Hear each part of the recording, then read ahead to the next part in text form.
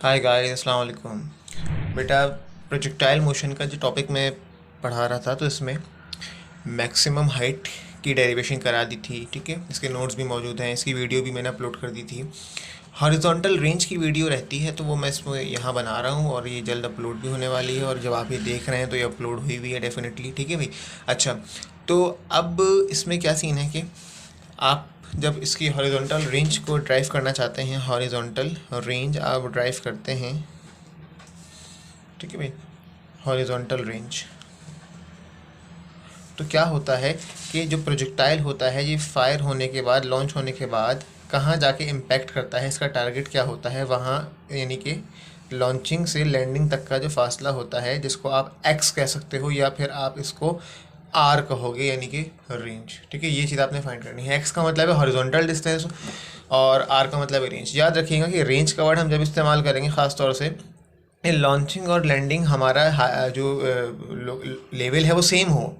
हाँ, अगर ये लॉन्चिंग है और लैंडिंग इसकी कहीं नीचे हो या ऊपर कहीं हो जाए तो ऐसी सूरत में फिर हम कहेंगे डिस्टेंस, क्योंकि हम जो फार्मूला ड्राइव करेंगे रेंज का वो उस सूरत में ही एप्लीकेबल होगा कि जब हमारी लॉन्चिंग और लैंडिंग सेम हाइट पर होती है। ठीक है बेटा।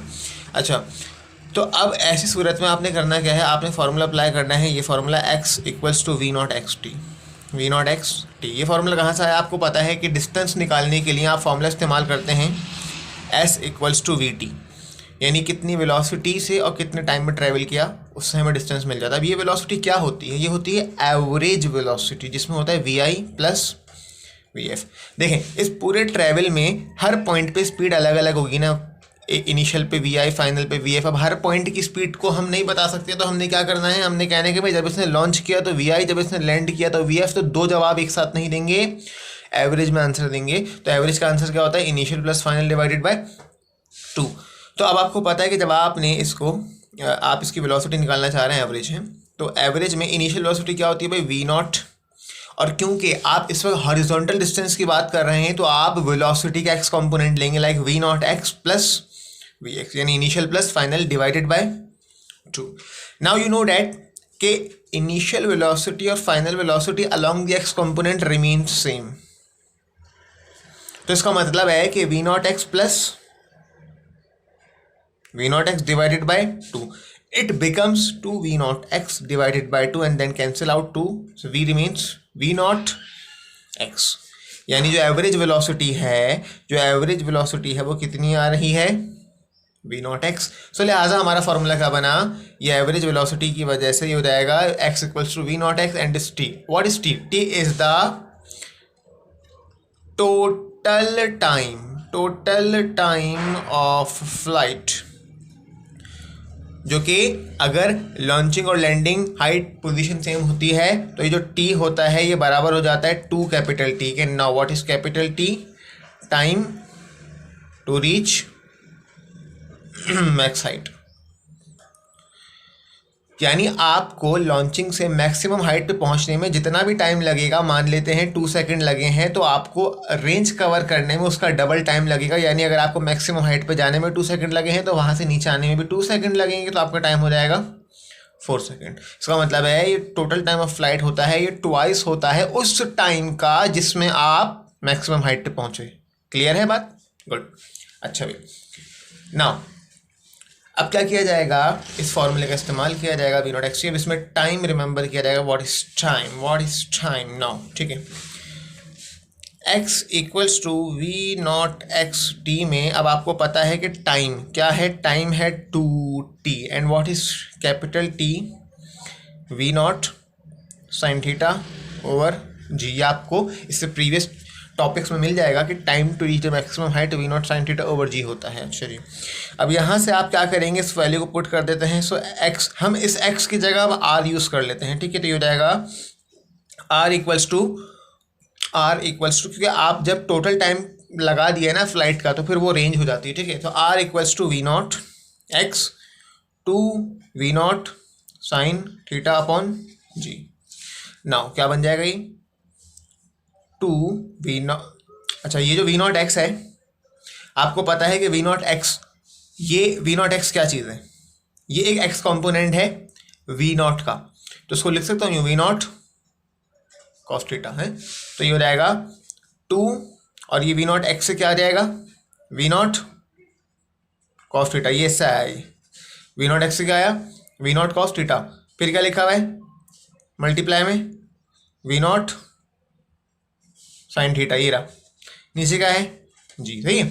अच्छा भैया अभी क्या हो जाएगा, टू वी नॉट दो बार आ रहा है मल्टीप्लाई में हो जाएगा वी नॉट का स्क्वायर, चलिए cos theta sine theta multiply में है साइन थीटा कॉस थीटा, सही है, डिवाइडेड बाय जी।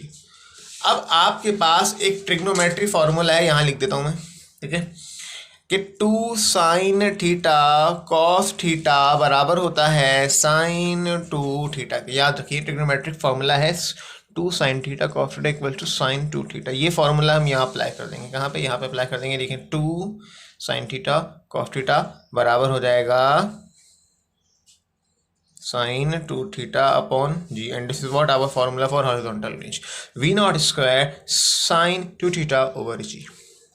ये हॉरिजॉन्टल रेंज कहलाती है। अब इसका मतलब है हॉरिजॉन्टल रेंज मालूम करने के लिए आपको इनिशियल वेलोसिटी पता हो, एंगल ऑफ थीटा पता हो, and then what in gravity constant, इस तरह आपको रेंज मालूम हो जाएगी। इसके बाद आपसे पूछा जाता है कि बताओ रेंज तो भाई मालूम हो गई, अगर आपको एक प्रोजेक्टाइल को मैक्सिमम रेंज पे फायर करना है, मैक्सिमम रेंज पे, तो मैक्सिमम रेंज कैसे अचीव होगी। तो मैक्सिमम रेंज का मतलब होता है कि आपका ये जो फॉर्मूला है ना v naught square sine two theta upon g, ठीक है भाई, इसको अगर आपने आर मैक्स बनाना है तो याद रखना किसी भी पैरामीटर को जब सॉल्व करते हैं तो उसमें जहाँ साइन या कॉस आता है तो इसका मतलब होता है कि वो कोई कंपोनेंट है किसी ओरिजिनल वेक्टर का। अब इसी सूरत में मान लो ये साइन भी एक कंपोनेंट है, यूँ मान सकते हैं कि ये आर मैक्स का कंपोनेंट है। इट मीन्स कि जब आप एक वेक्टर को रिजॉल्व करते हो तो वो वेक्टर इटसेल्फ एक बड़ा वेक्टर होता है, जब अपने कंपोनेंट में टूटता है तो उसकी वैल्यू उससे छोटी आती है। तो लिहाजा जहां रेंज की वैल्यू में साइन का फैक्टर आ गया, इसका मतलब है यहाँ रेंज मैक्सिमम से यकीनन कम है। इसका मतलब है अभी हमें इससे ज़्यादा मैक्स रेंज अचीव हो सकती है for the given v not. Given v not का मतलब है गिवन वेलोसिटी एंड गिवन नहीं आई गेस नॉट, ठीक है, गिवन इनिशियल वेलोसिटी पे, यानी अगर आपने किसी को सेम किसी भी वेलोसिटी पे फायर किया है उस वेलोसिटी से फायर करने में आपको मैक्सिमम रेंज मिल सकती है। आपका प्रोजेक्टाइल एक मैक्सिमम रेंज कवर कर सकता है, मान लेते हैं ये मैक्सिमम रेंज है यहाँ तक की, तो उसके लिए एक सर्टेन एंगल होना ज़रूरी है। वो एंगल कैसे मिलेगा ये देखते हैं। उसके लिए हमें करना क्या है, आर मैक्स के जो फैक्टर है उसमें ये साइन टू थीटा की वैल्यू को गायब कर देना है जादू से। इसका मतलब है कि आपके पास ये फैक्टर 1 हो जाए, क्या हो जाए, साइन टू थीटा क्या हो जाए, 1 हो जाए, साइन का फैक्टर ख़त्म हो जाए। अब यहाँ से आप क्या करें, टू थीटा को जरा अलग करें साइन इनवर्स 1 करके, टू थीटा आप साइन इनवर्स 1 करेंगे आ जाएगा 90 डिग्री, यहाँ से आप थीटा निकालेंगे आ जाएगा 45 डिग्री। इसका मतलब ये है कि अगर आपको मैक्सिमम रेंज चाहिए तो आप प्रोजेक्टाइल को 45 डिग्री के एंगल से फायर करेंगे। अगर आप इससे ज़्यादा एंगल पे फायर करते हैं तो भी प्रोजेक्टाइल पीछे आके गिरेगा, इससे कम पे फायर करते हैं तो भी वो पीछे ही गिरेगा।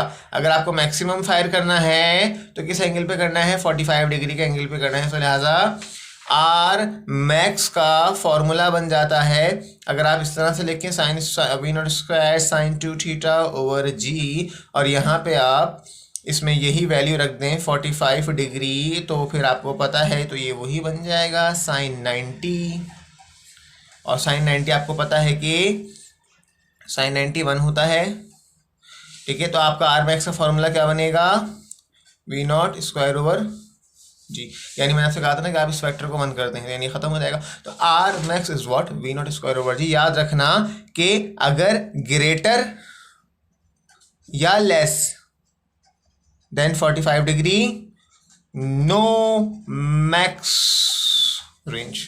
मैक्स रेंज सिर्फ तब मिलेगी जब आपका एंगल 45 डिग्री होगा। And that's it, thank you so much.